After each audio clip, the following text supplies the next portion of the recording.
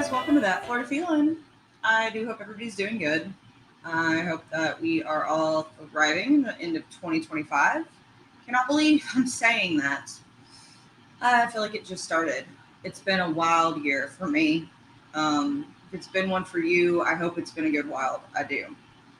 Thank you to everybody who listened. Again, shout out to Keb who filled in for me when I was down and out for a little while back in September. So, again, huge appreciation. Thank you. If you don't know Keb, you need to go check out Stupid History Minute. That is his podcast, and it's daily, and it's awesome. You learn new things all the time. Shout out to the rest of the Unfiltered Studio podcast family. KJ and A are doing some amazing things.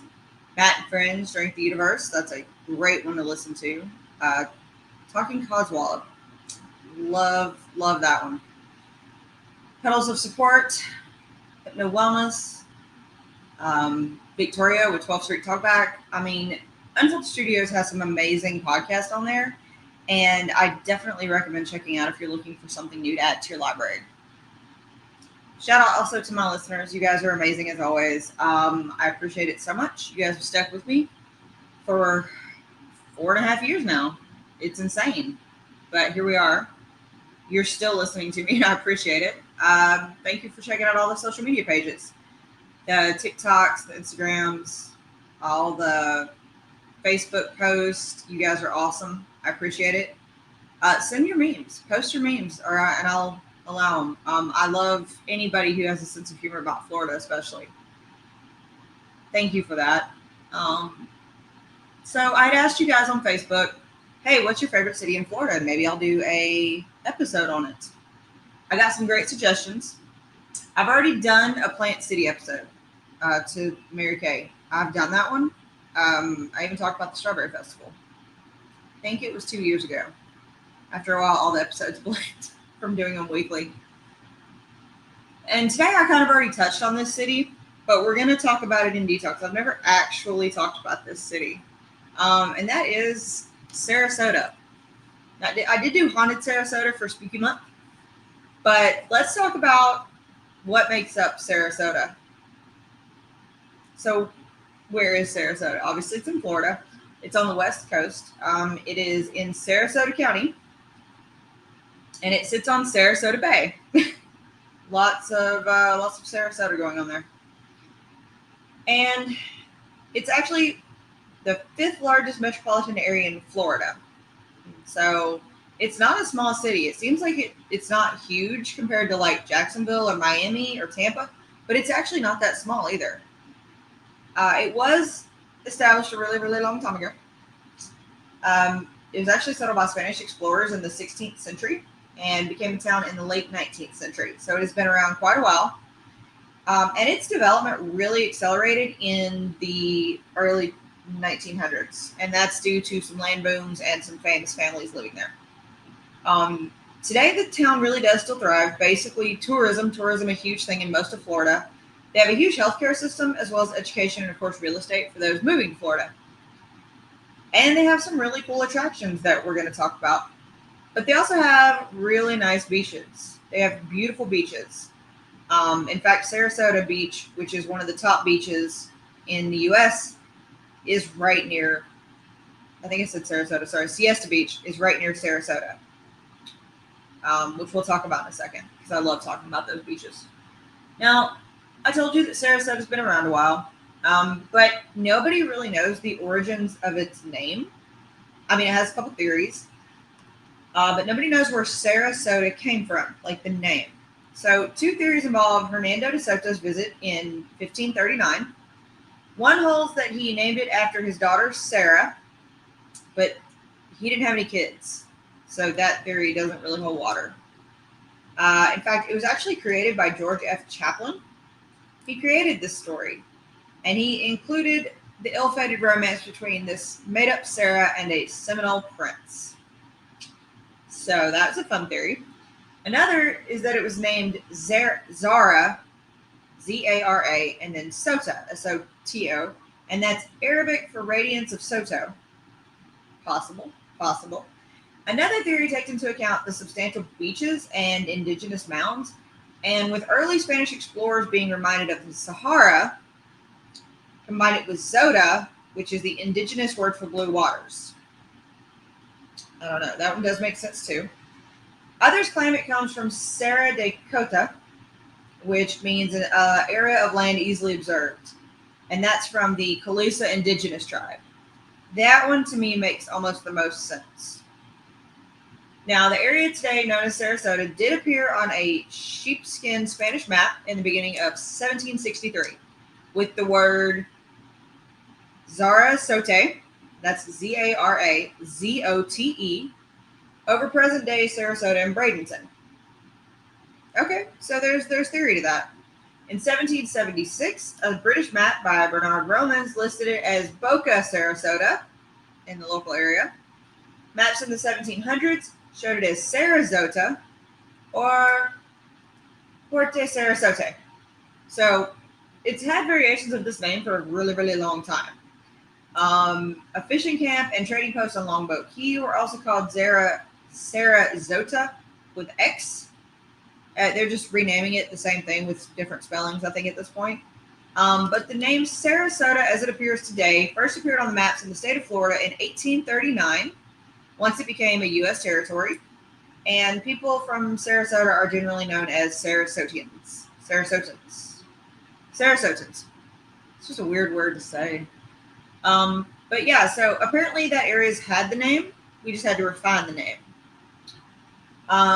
But it did obviously be part of the U.S. territory that they got. And around 1883 to 1885, the Florida Mortgage and Investment Company of Edinburgh bought 60,000 acres for development of what is now Sarasota. And a lot of Scottish people began to arrive in the area in December of 1885. The municipal government of Sarasota was officially established, and it was incorporated into a town on October 14th, which is funny because I'm recording this on October 15th. So that's how long ago I recorded this, just FYI. I have these in a library. But this was actually incorporated on October 14th in 1902. So that's how old Sarasota is. John Hamilton Gillespie was the first mayor of the town, and when it reincorporated with a city form of government on May 13th, 1913, A.B. Edwards became the official first mayor of the city government. So there was the first mayor, and then there was the first mayor. Whatever. And of course, the town grew rapidly, so rapidly.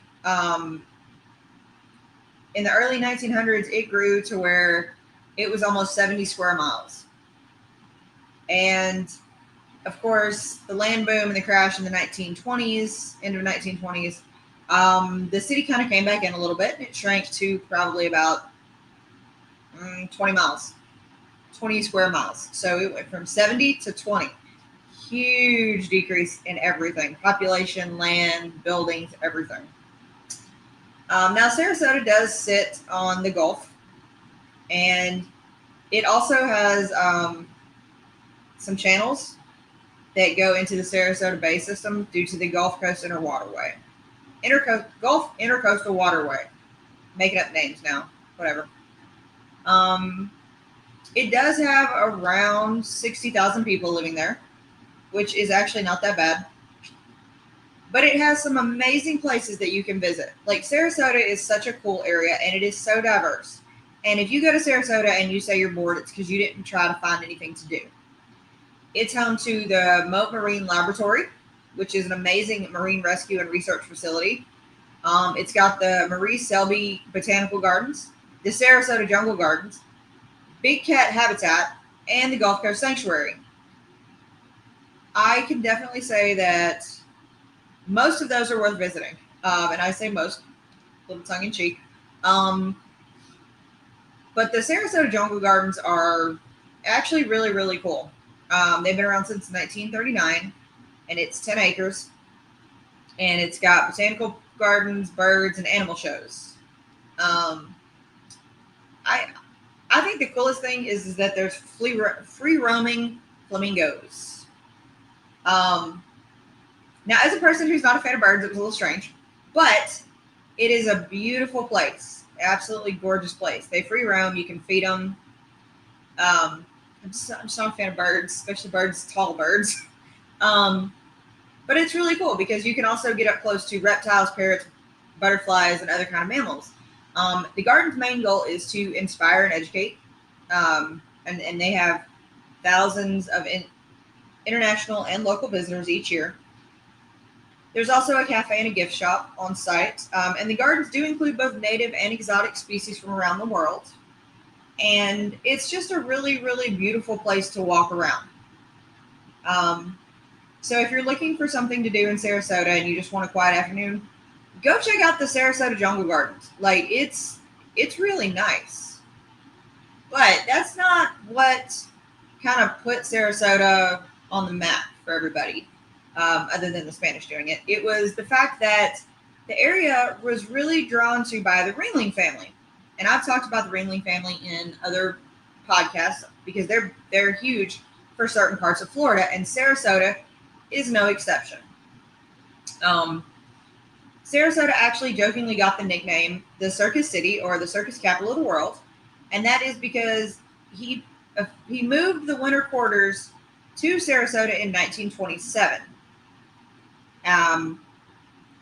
And it really kind of helped set up the city. And that's why, if you go to like Gibsonton near Tampa, you'll notice that that's like a retirement area for circus performers. And this whole area really is where they kept their winter home. Sarasota is home to the John and Mabel Ringling Museum of Art, and it houses the Circus Museum and Ty Boss Learning Center, and it was established back in 1948, so it's been around quite a while.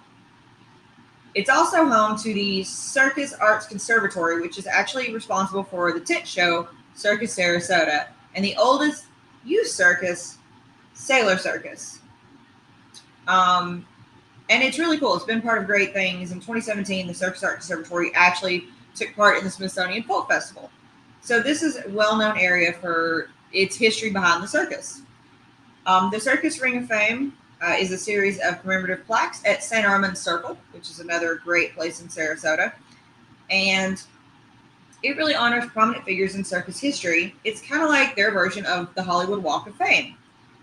And it includes over 150 people. And so it's really cool to be able to see that. Now, the residents of Sarasota have been associated with the circus that include like daredevils, Guinness Book World Record holders, aerialists. And so it's a really cool little area that you can go and you can look at in St. Armand Circle, and you can really kind of learn the history of the circus. And of course, Sarasota, obviously in Florida, has its share of festivals. One is actually really cool. They actually have a Sarasota Film Festival, and it's held annually, and it does attract independent films from around the world. And it claims to be one of Florida's largest film festivals. And that's been since 1998. In 2009, the annual Ringling International Arts Festival held its premiere and closing event at the historic, I've never said this right the entire time I've lived in Florida, a solo theater, which had been moved and rebuilt again. The historic Venetian Theater also now houses the reception building for the museum and special events. So it's really cool. They do have an actual film festival, and it is held annually. And it's grown. Like there's a lot of films that are actually shown there, and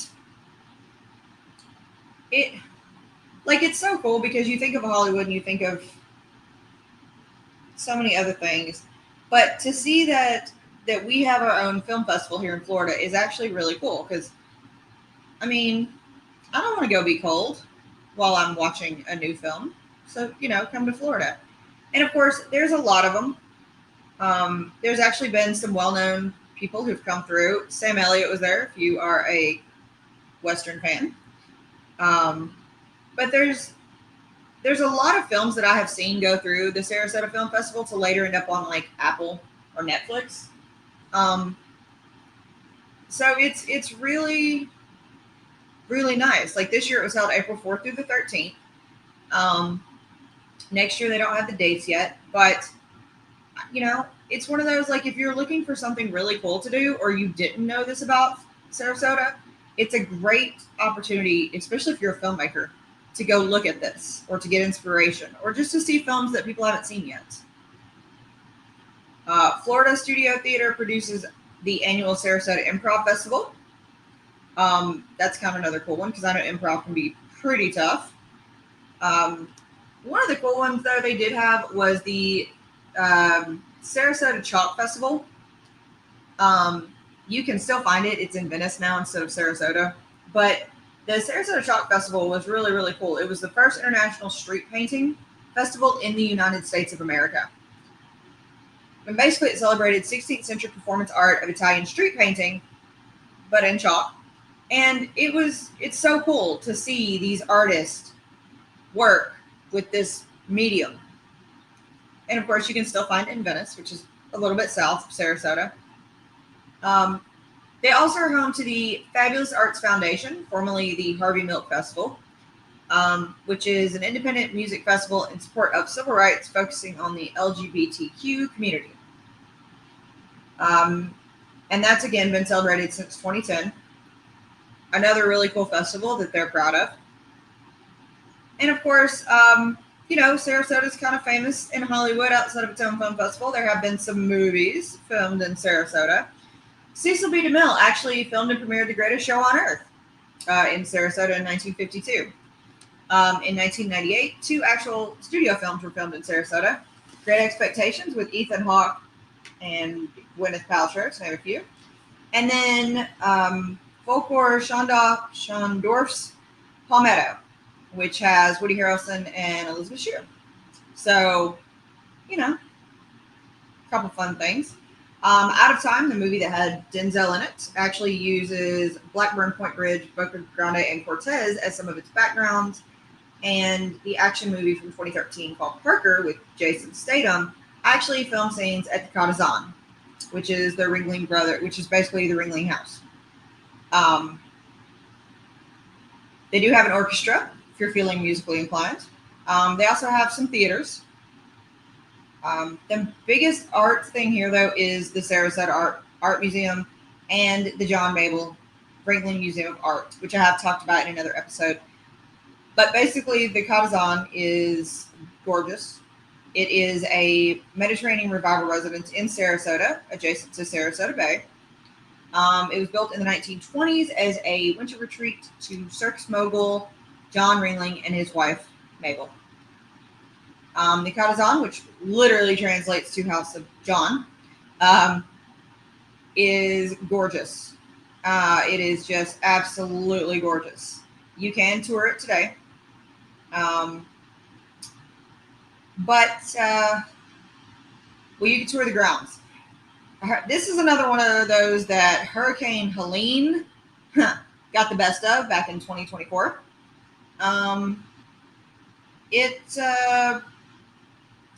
So the hurricanes and waters often lapped up onto parts of the house, but in September and October of 24, it took significant damage from Helene and Milton, which were 2 weeks kind of back to back. 8 feet of water actually flooded the basements where all the utilities were, the electric panels, the HVAC system, basically everything that controlled the temperature and humidity in that really, really historic building that didn't have the modern upgrades we have today.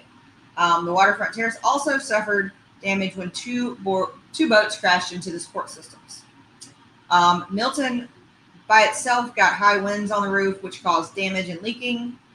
And basically right now you can go to it. You can tour the outside of it. And one day when they reopen the inside, I definitely recommend touring this. It is absolutely gorgeous. I will say that is the downfall of living in Florida is those pesky hurricanes.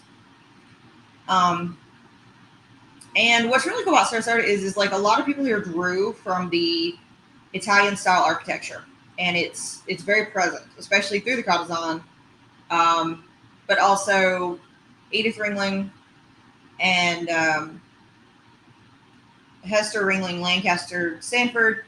They had a gorgeous house that was just beautifully done in the Venetian design, which you can see.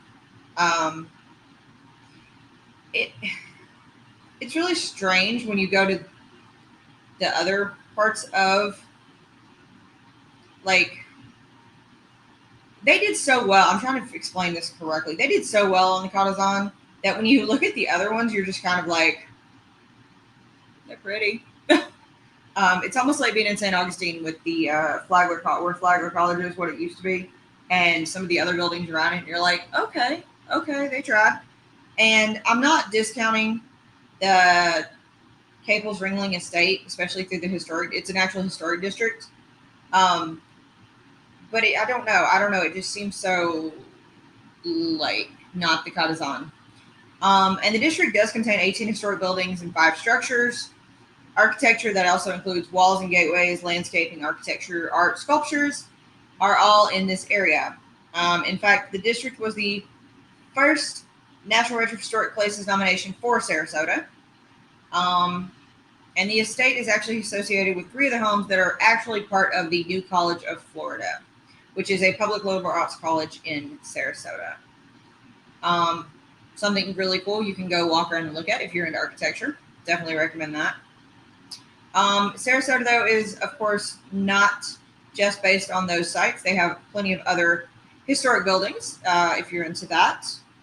The Coker Church and the Bidwell Wood House, which is the oldest remaining structure in the city, are there. You can definitely check those out. Crocker Church, I think I said Croker, sorry. Crocker Church was actually established in 1901. So it's a very old, very cute, very simple church that definitely holds plenty of history for Florida. I think it's really cool that when the Ringlings came in, it kind of really helped keep Sarasota vital and, pretty much picked Italian, that the city just kind of went with it because you can still see it through newer buildings today. The other thing that's really, really cool about Sarasota is that they have a neighborhood called Pinecraft. And Pinecraft is home to basically Amish and Mennonites that have either gotten older and moved to Florida, or the Amish people are on holiday, or they don't fit in other communities, or they take winter holiday here. All of the above. And they have some amazing food. And they ride bikes. They ride bikes everywhere. So if you're ever driving, look for the bikes. But the Amish community there is really, really cool. And I've actually talked about it before. I did a whole episode on just Pinecraft. And it's a very interesting community. They're all very nice when you encounter them. And it literally sits right in a part of Sarasota. They even did Breaking Amish and Breaking Amish and Brave New World were actually filmed in Pinecraft back in 2013. But the main thing that you will find there is Der Dutchman. Der Dutchman is a really, really good restaurant that if you're in Sarasota and you want to go eat somewhere, you need to find the Der Dutchman. It is so good. Like, I don't even know, really how to describe it other than you need to go. And you need to be very hungry. And you need to be able to eat a lot.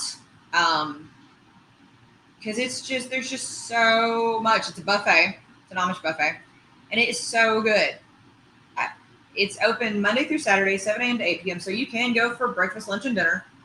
And it is got the best bakery. They have amazing donuts. They have a cute little store where you can buy bags of pretzels to take home and things like that. But I mean, this is the epitome of comfort food, y'all. Even my Southern came out talking about comfort food. It is so good, and the desserts are divine, and the breakfast is heavenly, and the pastries are bigger than your hand. And I mean, I'm just saying, you gotta go. If you're in Sarasota, you gotta eat here.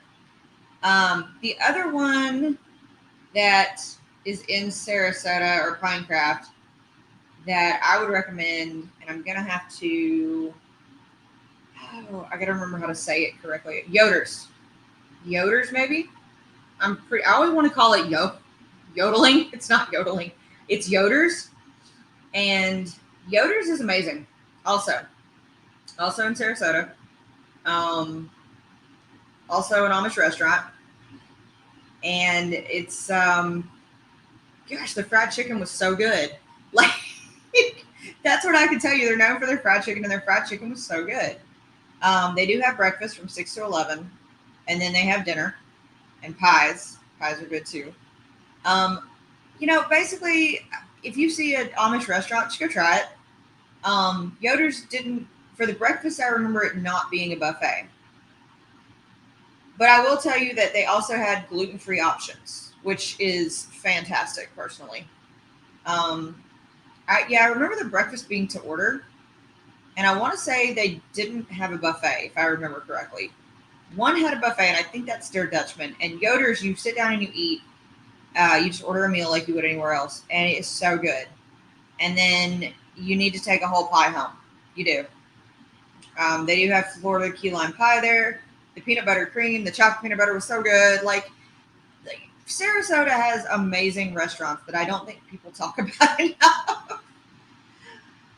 Maybe it's just me. Maybe that's just me coming out, like, in truth. So you have plenty of places to visit art, plenty of historic things to see, great places to eat.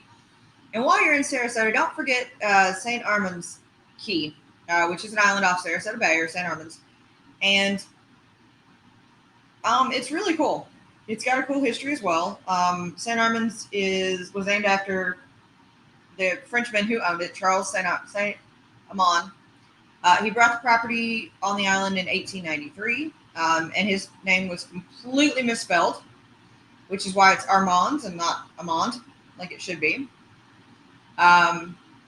He actually ended up selling the purchased property to Charles Ringling. And Charles Ringling was going to develop it into residential lots, shopping centers, but there was no bridge yet. So he made a paddle wheel boat that was a work boat, and he financed the construction of the bridge that actually connected the key to the mainland, and he was the first person to drive across it in 1926. So we can thank him for having St. Armand's Circle. And St. Armand's Circle is a gigantic traffic circle with a park in the middle, and it's basically, to the locals, known as the Circle. It's super largely commercial. There's a ton of, I think there's over 130, maybe 140 stores and restaurants. The Circle contains many restaurants, tobacco shops, clothing stores, other retail outlets. The Circle also features a statue walk that features works originally purchased by John Ringling. Ringling's love of fine art inspired the Save Our Statues project, which started in 2007, was completed in 2008. It added beautification to it, and it saved much of the art in that area. St. Armand's Circle also being that circus ring of fame that I told you guys about. But I mean, St. Armand's it's a really cool place to visit. I mostly saw more shopping there than anything, and some great places to eat. But it's a gorgeous place. Like, it's just a really pretty, well-kept place. So basically you have Siesta Key for the beaches. You have the Ringling for the museums. You can wander through the botanical gardens or the jungle. Plenty of great places to eat. If you're feeling like you want to go to a state park, Myakka River State Park is actually not far from Sarasota. You might even see the swamp ape. I'm just saying, there's been sightings. And of course, if you want a fun night, go to St. Armand's Circle. Usually opens around 10 a.m., doesn't stay out too late. That part of Florida does not stay open late, I promise you. Sarasota, Venice, Naples, you're not going to find a nightlife. Just letting you know. Of course, if you're feeling educational, go to the Moat Marine Museum, which I call it a museum. It's a laboratory and aquarium. I will talk about it in a full episode, but just know that you can touch stingrays. You can see massive shark habitats, sea turtles, manatees. It's a great place that really does do a lot to preserve our wildlife and marine life. The sunsets are absolutely gorgeous on that side of the state, so definitely check one out. Go to Lido Beach or one of the Keys and watch it. You can go to Big Cat Habitat. I have personal feelings on Big Cat Habitat, but you can go see them. It's an animal sanctuary that is home to a large array of rescued cats, lions, tigers. There is a liger. That's a thing. So yeah, if that's something you'd want to do, go check it out. One of the cooler things that I don't know that's talked about that much in Sarasota is the Towels Port Artist Colony. Now, there's a cool little, I'm going to call it a colony because it looks like just a bunch of little homes tucked away really just down from downtown Sarasota, just a few blocks, like not far. And it's so gorgeous. Like you just walk in and you're instantly inspired. It was 1920s bungalows that they saved, and then they transformed into artist studios, galleries. There's cafes, but it's beautiful. Like it's gorgeous. It's so bright and colorful. I love that one. So basically, if you tell me that Sarasota is boring, I'm just going to ask you if you even tried, because Sarasota is full of so many cool things, from seeing old opulent Florida to seeing the Amish that are basically snowbirds now or retirees. There's plenty of outdoor spaces to walk. There's plenty of great restaurants to eat at. Sarasota is just one of those really, really large, small towns in Florida. There's so much stuff you can do there that I don't think most people really understand that or know that. So, I think that if you're looking for a new place to go in Florida, definitely check out Sarasota. It's got the beautiful Gulf waters, great places to eat, great places to go. You can feel a little inspired, or you can feel a little historical, or you can feel like you want to be Florida man, but please, please, please don't be Florida man. Today's Florida man I don't remember. I think it was Volusia County. No, I don't remember for whatever reason. Where Florida man is all Florida, but he showed up in court with an alligator as his lawyer and said that the alligator passed the bar exam. And if you see the mugshot of this guy, you'll understand why he thought an alligator passed the bar exam. Y'all, don't do drugs. Please don't do drugs. Please don't turn into Florida man. I hope that you've enjoyed learning about Sarasota and all of its beautiful things. If you guys have any suggestions or want to hear about another certain town, email me at thatfloridafeel@gmail.com. Hit me up on any of the social medias. You can find this on YouTube. Also, if you guys are looking for another way to listen to this out of Spotify, Apple, or Good Pods. But just let me know. I love connecting with you guys. I do hope that you guys have a great week. Don't forget to drink your water, wear your sunscreen, be nice. And as always, guys, that's your daily dose of sunshine. This podcast is a production of Unfiltered Studios. If you would like to know more about joining Unfiltered Studios, please visit our website at unfpod.com for more information.